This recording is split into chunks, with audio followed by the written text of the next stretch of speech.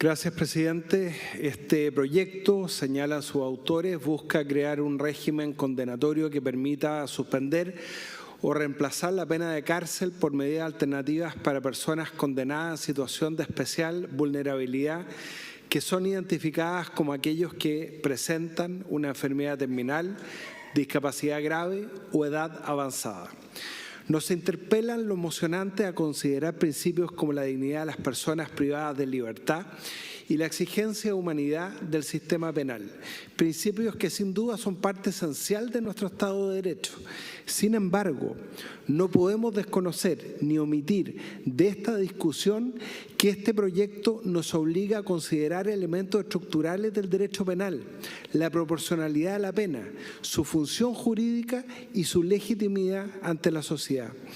Para analizar esto, seamos claros, este proyecto no se orienta a mejorar las condiciones de cumplimiento de las penas al interior de los establecimientos penitenciarios, ni a reforzar estándares de trato digno dentro del sistema carcelario. Lo que propone es algo distinto y mucho más delicado, sustituir la ejecución de la pena privativa de libertad por el cumplimiento de la condena en el domicilio del condenado, lo que lo transforma en una modificación estructural al contenido mismo de la pena. Así, cuando una reforma penal altera de manera general la forma de cumplimiento de las penas, el efecto no es neutro y debemos resguardar que con ello no se debilite la eficacia de nuestro sistema penal ni se vulneren los límites propios de la responsabilidad criminal, ni debilitar con ello aspectos esenciales que han permitido fortalecer nuestra democracia. Por ello, este proyecto es especialmente sensible al incidir sobre dos categorías respecto de dónde están los límites más severos del reproche penal. Uno son los delitos sexuales, por una parte, y sin duda alguna respecto a los crímenes de lesa humanidad. Por lo mismo, no es posible no identificar que las normas que se someten a votación contienen graves deficiencias, proponiendo un régimen amplio, de aplicación general y con escasos requisitos para su otorgamiento, contraviniendo inclusive los estándares exigidos por el propio derecho internacional, especialmente el Estatuto de Roma, que trata especialmente estos crímenes que resultan ser los más graves, considerando su carácter sistemático, su afectación masiva de derechos fundamentales y su impacto en la memoria democrática. En estos casos, la forma de cumplimiento se transforma en una parte esencial del reproche penal y del deber del Estado de no denegar justicia ni favorecer su impunidad. No solo se lo dijimos a los integrantes de la Comisión de Derechos Humanos, presentamos indicaciones consistentes con esta materia y fueron rechazadas todas. No tuvimos ningún voto a favor. Se perdió la oportunidad de legislar bien.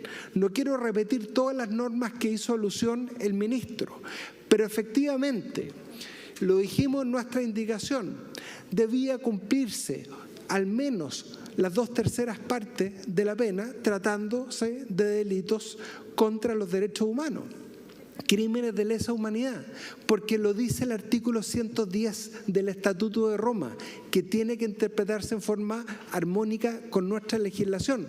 Presentamos una indicación al respecto y fue rechazada por todos los miembros de la Comisión de Derechos Humanos.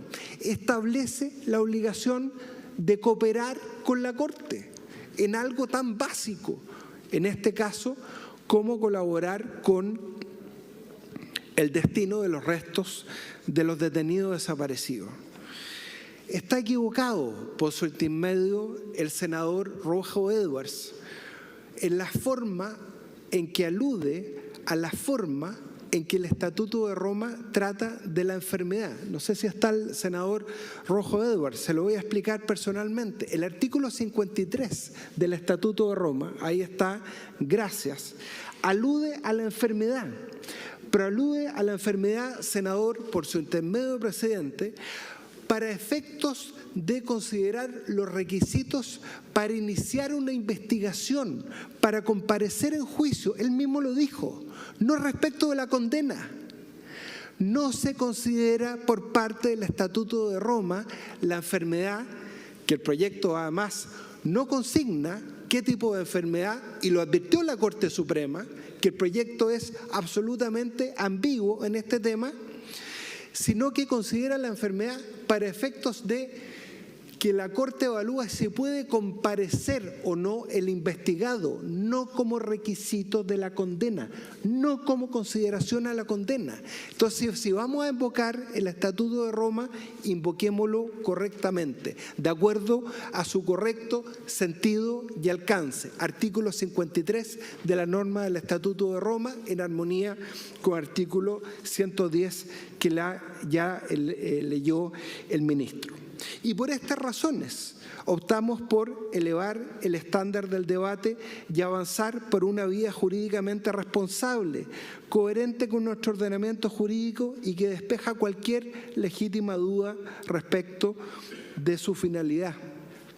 Porque este proyecto no puede constituir ni tampoco interpretarse como un mecanismo para eludir el cumplimiento efectivo de penas privativas de libertad. Presentamos la indicación y fue rechazada, 4-0, no tuvimos ningún voto a favor. Entonces, responsablemente propusimos la forma de mejorar este proyecto. Conversamos con el Ejecutivo las indicaciones. Fue la subsecretaria de Derechos Humanos, me consta. Aportó al debate, los asesores del Ministerio de Justicia también. Quiero hacer justicia respecto de eso. Valga la redundancia.